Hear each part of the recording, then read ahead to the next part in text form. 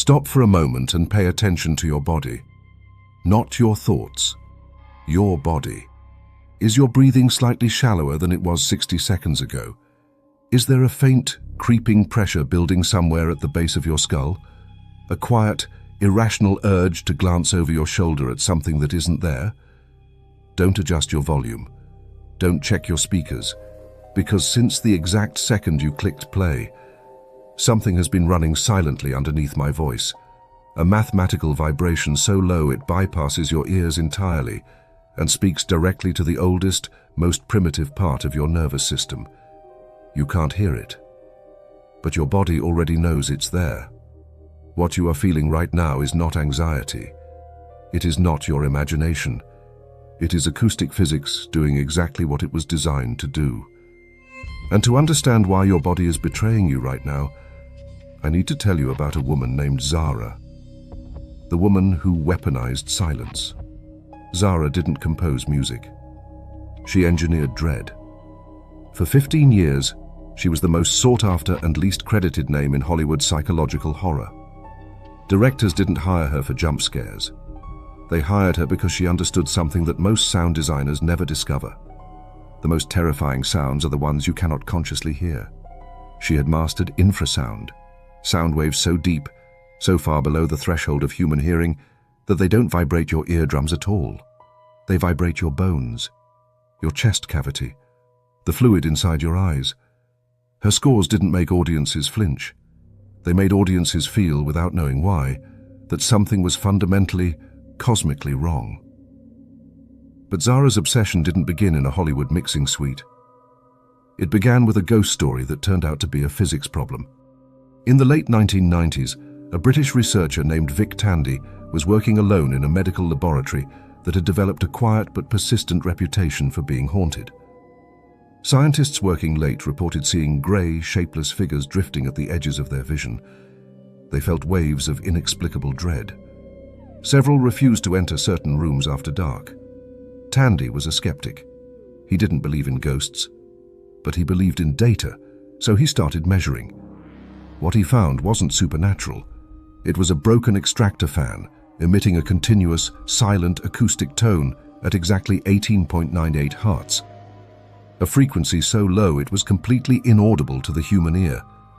But at that precise frequency, something extraordinary and deeply disturbing happens inside the human body. 18.98. Hertz is the resonant frequency of the human eyeball. The silent wave was physically vibrating the optical fluid inside the scientist's eyes, distorting their vision just enough to manufacture peripheral hallucinations. Simultaneously, the infrasonic pressure was activating the amygdala, the brain's threat detection center, flooding their bodies with cortisol and adrenaline for no visible reason. The laboratory wasn't haunted. It was a perfectly calibrated, accidental fear machine. When Zahra read Tandy's published findings, she didn't feel disturbed. She felt something far more dangerous. She felt inspired. Zahra spent 8 months synthesizing a pure, weaponized 18.98 Hertz tone for her latest film project, not buried under orchestral music, not softened by ambient texture.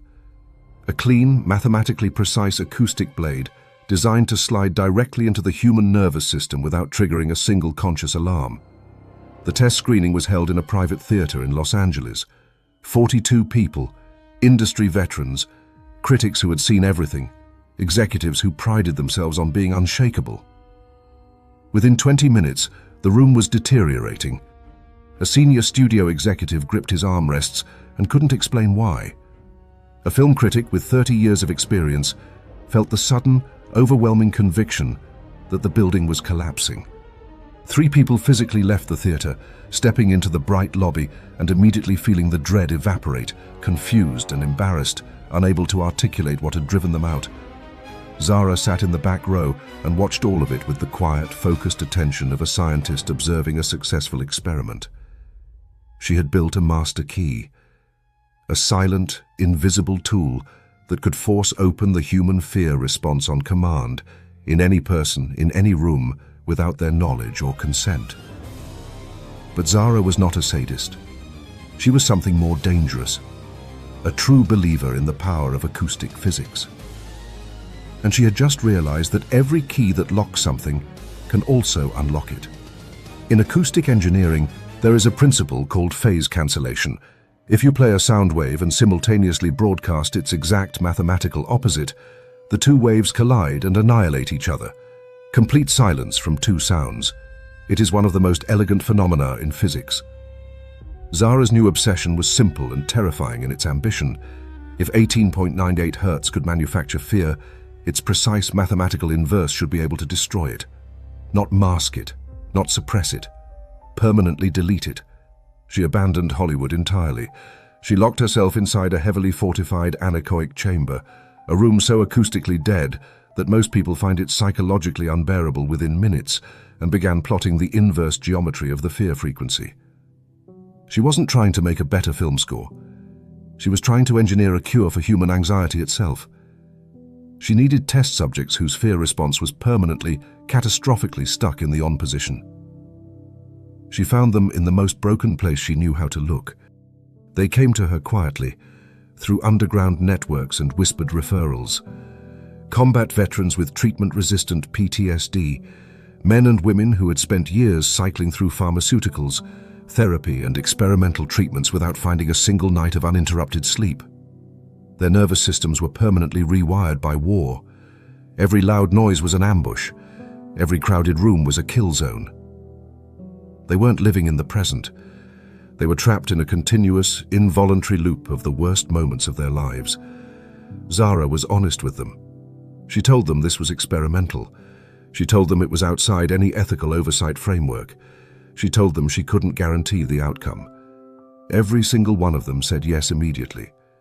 She guided them into the anechoic chamber one by one, placed high-fidelity studio headphones over their ears, and initiated the playback of the inverted anti-frequency.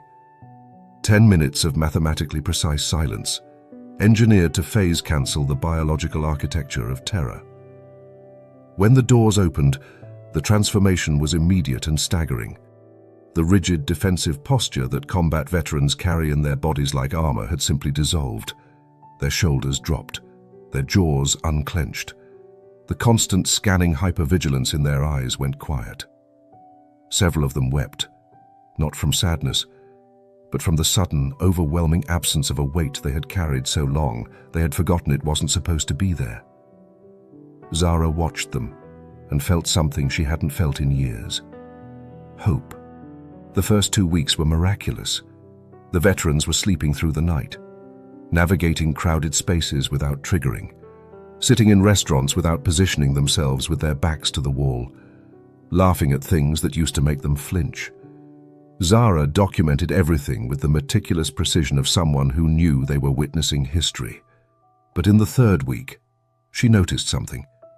It started as a subtle flatness in their responses during daily interviews, a slight delay before answering questions about their families, a curious absence of the small, involuntary emotional micro-expressions that animate a human face during conversation. By the end of the 3rd week, she couldn't ignore it anymore. They hadn't just stopped feeling fear, they had stopped feeling. One of the veterans came to her routine evaluation and mentioned, almost as an afterthought, that his dog had been struck by a car the previous afternoon. He described it in the same tone you would use to read a grocery list. Zahra asked him how he felt about it.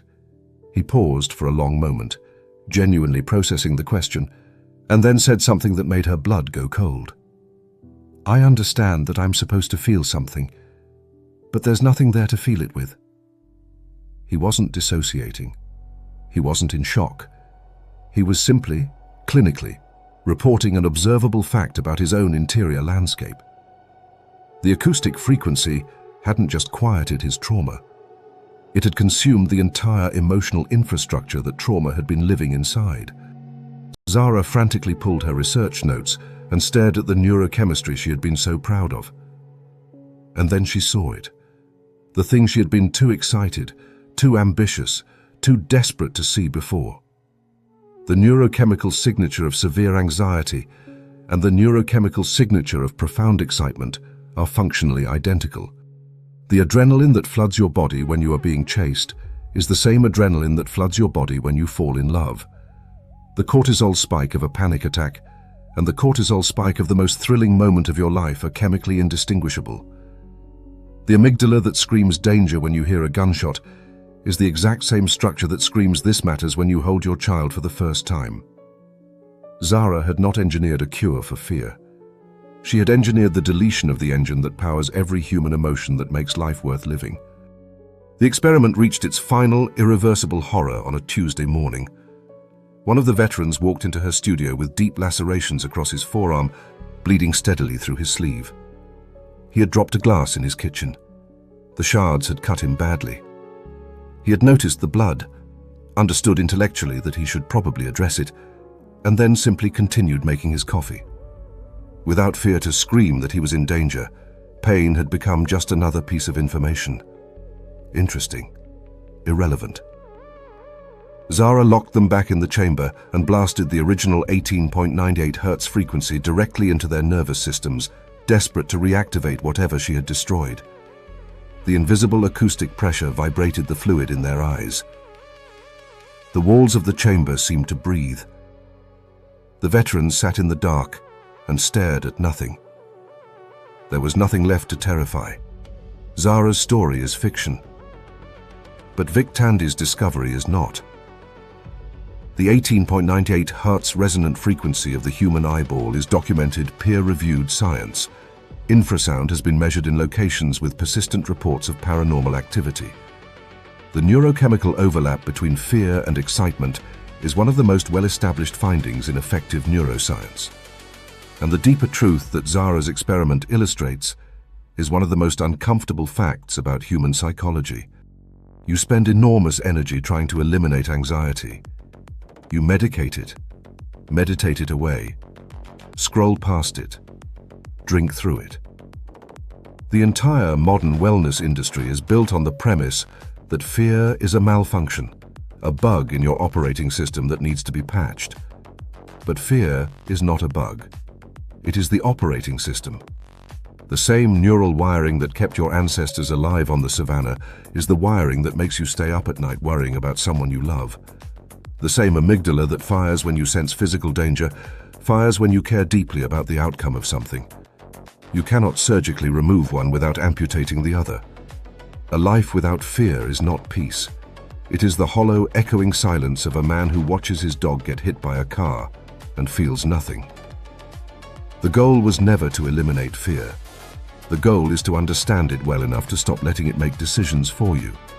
Now, let's talk about what has been happening in your body for the last several minutes.